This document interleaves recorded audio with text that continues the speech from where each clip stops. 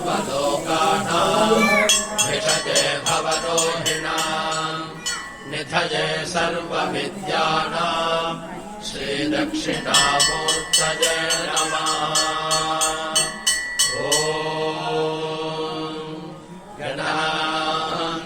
गणपतिगुं हवामहे कविं कवीनामुपमश्रवस्तवम् ज्येष्ठराजं ब्रह्मणां ब्रह्मणस्पत आनशृण्वन्नोतिभिः सेदसादनम्। ॐ श्रीमहागणपतये नमः। ॐ सद्यो जातं प्रपद्यामि सद्यो जाताय वै नमो नमः। भवे भवेनाति भवे भवस्वभां भवोद्भवाय नमः।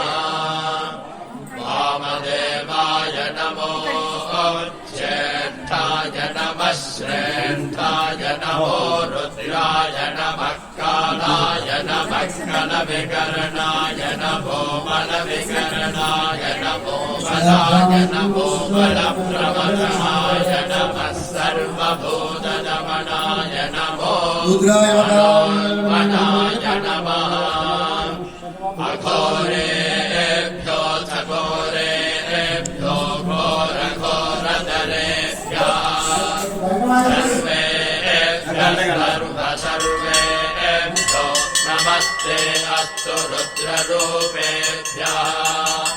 तत्पुरुषाय विद्महे महादेवाय धीमहि तन्नो रुद्रः प्रचोदयात्।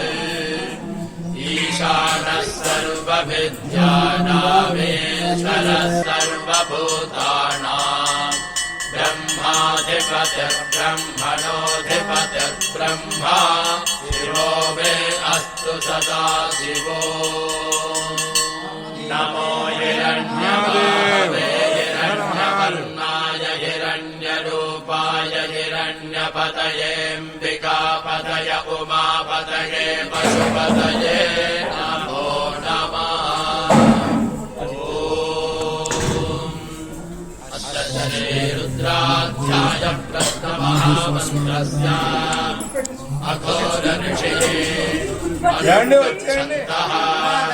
शङ्कर्षणमोऽत्यस्वरूपो योऽसावादित्यः परमपुरुषस्य एष रुद्रो देवता। नमः शिवायेति बीजम् शिवतरायेति शक्तिः महादेवायेति कीलकम् श्रीशाम्ब परमेश्वर प्रसादसिद्ध्यर्थे श्रीरुद्रजपे विनियोगः। अग्निहोत्रात्मने अङ्गुष्ठा